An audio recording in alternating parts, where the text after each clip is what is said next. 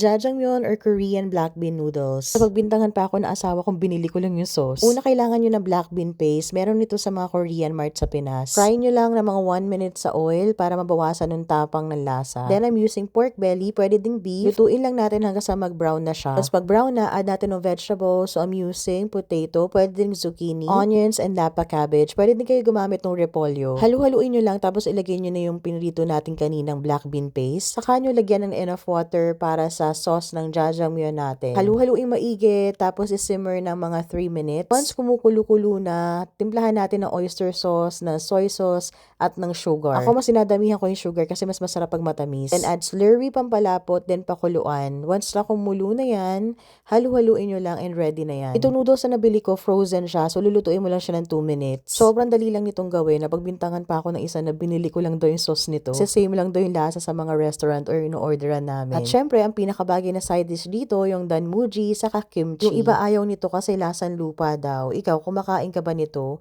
Masarap kaya?